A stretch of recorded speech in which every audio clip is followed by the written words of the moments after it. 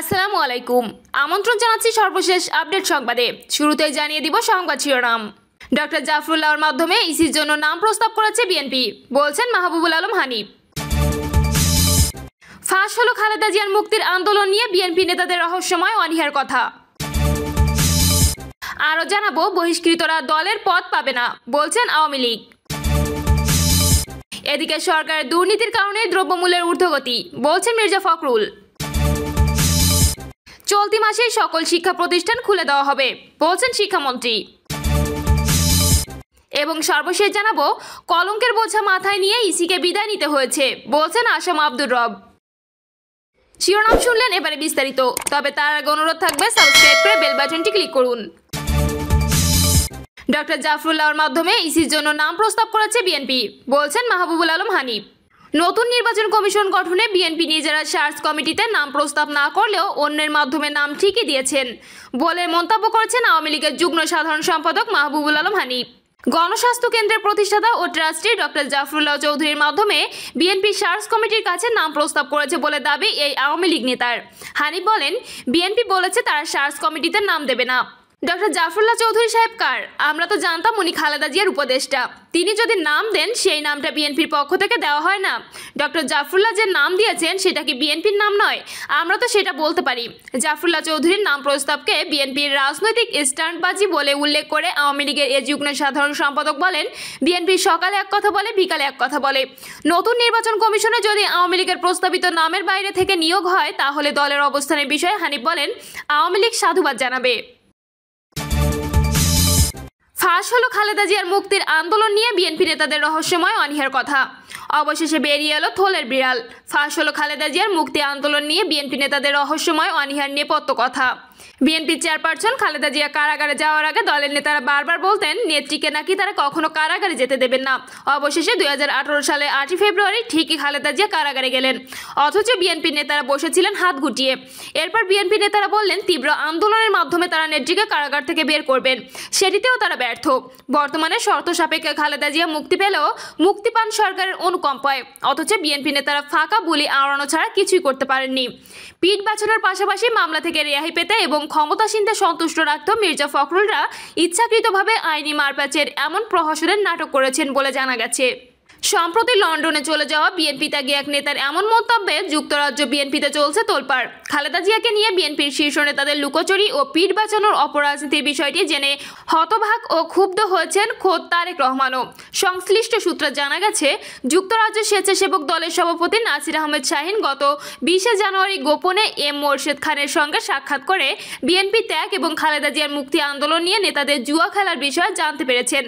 খালেদা জিয়ার জেল ও মুক্তির আন্দোলনকে স্তীমিত রাখতে বিভিন্ন মহলের সঙ্গে আতাত করেছেন মির্জা ফখরুলরা। একই সঙ্গে মামলা ও জেল জরিমানা থেকে বাঁচতে করেছেন নিদারুণ গড়িমসিও। এ নিয়ে তৃণমূল থেকে আন্দোলন গড়ে তোলার শত অনুরোধ এলেও কৌশলে তাদের আন্দোলন থেকে নিবৃত্ত রেখেছে মির্জা ফখরুল, মির্জা আব্বাস, জমির উদ্দিন সরকার ও গয়েশ্বরচন্দ্র রায়ের মতো কৌশলী নেতারা। পাশাপাশি তারেক রহমানকে ভুলভাল বুঝিয়ে আন্দোলন গড়ে তুলতে বাধা দিয়েছে এই নেতারা। এর ফলে খালেদা জিয়াকে 25 মাস কারাগারে থাকতে হয়েছে, এমনকি এখনও তাকে মুক্ত করা যায়নি। এদিকে এম মোরশেদ খানের এমন বিতর্কিত তথ্য তারেক রহমানের কানে পৌঁছালে তিনি বিস্ময় ও ক্ষোভ প্রকাশ করেছেন বলে যুক্তরাজ্য বিএনপি একাধিক সূত্র নিশ্চিত করেছে। একই সঙ্গে নিজেরা বাঁচতে খালেদা জিয়াকে দাবার গুটি হিসেবে ব্যবহার করার যে হীনমন্যতা মির্জা ফখরুলরা দেখিয়েছেন তা নিয়েও বিরক্তি প্রকাশ করেছেন তিনি। কিন্তু দলের বিপর্যয়ে মুখ ফুটে এখন এর প্রতিবাদ করতে না পারলেও সুদিন ফিরলে ঠিকই তাদের ব্যাপারে কঠিন সিদ্ধান্ত নেবেন বলে কঠোর প্রত্যয় ব্যক্ত করেছেন দলের ভারপ্রাপ্ত চেয়ারম্যান তারেক রহমান।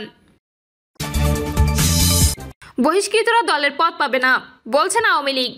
দল থেকে বহিষ্কার হওয়া কেউ বহিষ্কার দেশে প্রত্যাহার না হওয়া পর্যন্ত দলের কোনো পদে আসতে পারবেন না বলে জানিয়েছেন আওয়ামী লীগের কেন্দ্রীয় নেতারা।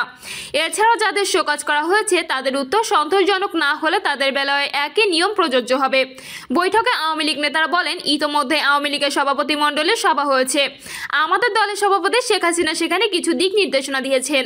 সেই দিক নির্দেশনার আলোকে আমাদের আজকের এই ভার্চুয়াল সভা। মূল লক্ষ্যটা হচ্ছে তৃণমূল পর্যায়ে নেত্রীর যে নির্দেশনা ছিল সম্মেলন করা এবং সংগঠনকে নতুন করে ঢেলে সাজানো। তারা বলেন, যারা দলের নির্দেশনা মানে না তাদের বিষয়ে তো আমাদের আগে থেকে নির্দেশনা আছে। যারা বহিষ্কার হয়েছে, সাময়িক বহিষ্কার হয়েছে, শোকজ হয়েছে, তাদেরটা নিষ্পত্তি না হওয়া পর্যন্ত তাদের নেতৃত্বে আনা যাবে না। এই বিষয়গুলোকে সামনে রেখে দলকে গণমুখী করা, আগামী নির্বাচনকে সামনে রেখে দলকে ঢেলে সাজানো, যাতে দলের নতুন নেতৃত্বের উপর জনগণের প্রত্যাশার জায়গাটা আরও শক্তিশালী হয়, সুদৃঢ় হয়। এ লক্ষ্যে দলকে সম্মেলন করতে হবে। সভায় জানানো হয়, খুলনা বিভাগের 4 জেলার সম্মেলন বাকি আছে। বাকি 8টি সাংগঠনিক জেলার সম্মেলন হলেও অনেক উপজেলা সম্মেলন বাকি আছে। আগামী 3 মাসে অর্থাৎ মার্চ, এপ্রিল এবং মে মাসের মধ্যে সবগুলো সম্মেলন সম্পন্ন করা হবে। রোজার মাসে কিছু উপজেলা সম্মেলন হবে। এছাড়াও আগামী 3 মাসের মধ্যে খুলনা বিভাগের সব সাংগঠনিক ইউনিটের সম্মেলন করে তৃণমূল থেকে জেলা পর্যন্ত রিঅর্গানাইজ করার কাজ হাতে নেওয়া হয়েছে। এটা আমাদের পরিকল্পনা, উল্লেখ করেন কেন্দ্রীয় নেতারা। সরকারের দুর্নীতির কারণে দ্রব্যমূল্যের ঊর্ধ্বগতি, বলছেন মির্জা ফখরুল। সরকারের দুর্নীতি আর ভ্রান্ত নীতির কারণে দ্রব্যমূল্যের ঊর্ধ্বগতি বলে মন্তব্য করেছেন বিএনপির মহাসচিব মির্জা ফখরুল ইসলাম আলমগীর। মির্জা ফখরুল বলেন, 14 ফেব্রুয়ারি সভায় নিত্য প্রয়োজনীয় পণ্য, চাল, ডাল, তেলের দাম এবং গ্যাস ও পানির দাম ধাপে ধাপে বাড়ানোয় নিম্নবিত্ত, নিম্ন মধ্যবিত্ত, মধ্যবিত্ত শ্রমজীবী মানুষের চরম ভোগান্তির শিকার হচ্ছেন, সেসব বিষয়ে আলোচনা হয়। তিনি বলেন, সভা মনে করে অনির্বাচিত সরকারের চরম দুর্নীতি, অপব্যয় এবং অপরিকল্পিত ভ্রান্ত নীতির কারণে এসব পণ্যের দাম বাড়ছে। বিশেষ করে জ্বালানি খাতে কুইক রেন্টাল প্রজেক্টে বিনিয়োগের কোনো জবাবদিহি নেই। ঢাকা ওয়াসার সীমাহীন দুর্নীতি, ওয়াসার ব্যবস্থাপনা পরিচালক তাসকিম এ খানকে 3 বার চুক্তিভিত্তিক নিয়োগ, ব্যবস্থাপনা পরিচালককে মাসিক বেতন 5,16,000 টাকা। অব্যবস্থাপনার কারণে পণ্যের দাম বেড়ে যাচ্ছে। 38.8% দাম বাড়িয়ে প্রতি ইউনিটে অর্থাৎ 1000 লিটারে 21 টাকা গৃহস্থালী এবং 55 টাকা বাণিজ্যিক ব্যবহারের জন্য প্রস্তাব করা হয়েছে, যা সাধারণ মানুষের ওপর মরার ওপর খাড়ার ঘা। উপরন্তু পানির মান অত্যন্ত নিচু হওয়ায় তা সেবনযোগ্য নয়।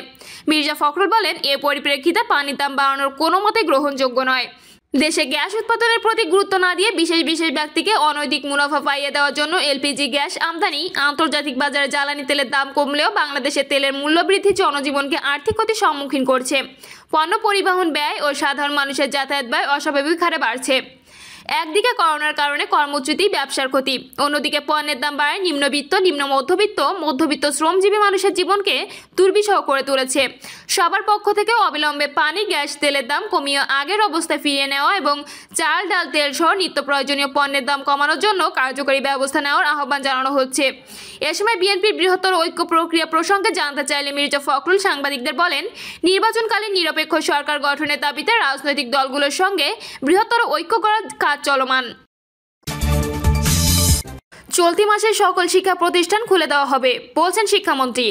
শিক্ষামন্ত্রী ডক্টর দীপু মনি বলছেন, চলতি মাসে দেশের সকল শিক্ষা প্রতিষ্ঠান খুলে দেওয়া হবে। মন্ত্রী বলেন, আজকে রাতে জাতীয় পরামর্শ কমিটির সাথে সভা আছে। আমরা করোনার অবস্থা পর্যালোচনা করে একটি সিদ্ধান্ত নিতে পারবো। এ বিষয় নিয়ে প্রধানমন্ত্রীর সাথে আলাপ আলোচনা করা হবে। তারপরে খুব শিগগিরই আমরা মনে করছি শিক্ষা প্রতিষ্ঠান খুলে দিতে পারবো। নির্ধারিত তারিখ বলতে না পারলেও আমরা আশা করছি চলতি মাসে শিক্ষা প্রতিষ্ঠান খুলে দেওয়া হবে। তবে সকলের স্বাস্থ্যবিধি মেনে কার্যক্রম পরিচালনা করতে হবে। শ্রেণীকক্ষে পাঠদানের বিষয়ে মন্ত্রী বলেন, করোনা পরিস্থিতি বিবেচনায় যেভাবে যতটুকু ক্লাস নেওয়া সম্ভব আমরা ততটুকু করব। যত দ্রুত করোনা পরিস্থিতি থেকে আমরা স্বাভাবিকে যেতে পারবো, তত দ্রুত আমাদের সকল ক্লাস স্বাভাবিকভাবে শুরু হয়ে যাবে। কলঙ্কের বোঝা মাথায় নিয়ে ইসিকে বিদায় নিতে হয়েছে, বলছেন আসাম আব্দুর রব। নির্বাচন কমিশন সরকারের ক্ষমতার বৈধতা দেওয়ার উপায় হিসেবে ব্যবহৃত হতে পারে না। জনগণের ভোটাধিকার সুরক্ষা ও অবাধ সুষ্ঠু নির্বাচনের জন্য কমিশন নয়, মূল বিষয় হচ্ছে নির্বাচনকালীন সরকার। নির্বাচনকালীন সরকারের মূল এজেন্ডাকে পাশ কাটিয়ে বিদ্যমান সংকটের সমাধান করা যাবে না। রব বলেন, বর্তমান সরকারকে ক্ষমতায় রেখে গঠিত যে কোনো নির্বাচন কমিশনই হবে হুদা কমিশনের নামান্তর। নির্বাচন কমিশনের মতো সাংবিধানিক প্রতিষ্ঠান গণতন্ত্র ভোটাধিকারের জন্য অবশ্যই প্রয়োজন।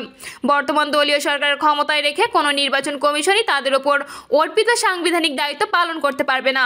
তিনি আরও বলেন, গত 1 দশকে নির্বাচন কমিশনের কার্যকলাপ জনমানুষের আকাঙ্ক্ষার প্রতিফলনে কোনো ভূমিকাই রাখতে পারেনি, বরং চরম ব্যর্থতা এবং কলঙ্কের বোঝা মাথায় নিয়ে কমিশনকে বিদায় নিতে হয়েছে। ভোটাধিকার নির্বাচন এবং জনগণের অভিপ্রায়ের প্রতিফলনে নির্বাচনকালীন সরকার গঠন প্রক্রিয়া নিয়ে আলোচনা শুরু করতে হবে। মনে রাখতে হবে, রাষ্ট্রীয় সংস্কার ও নিরপেক্ষ নির্বাচন একই সূত্রে গাঁথা। আসাম আব্দুর রব বলেন, ঔপনিবেশিক শাসন ব্যবস্থা উচ্ছেদের মাধ্যমে শ্রম, কর্ম, পেশার অংশীদারিত্ব ভিত্তিক রাজনৈতিক ব্যবস্থা প্রত্যাবর্তনের মধ্য দিয়েই দেশবাসীর আকাঙ্ক্ষা বাস্তবায়নের পথ প্রশস্ত হবে। এর ফলে কাজী আরেফ সহ নেতাকর্মীদের আত্মত্যাগ স্মরণীয় হয়ে থাকবে।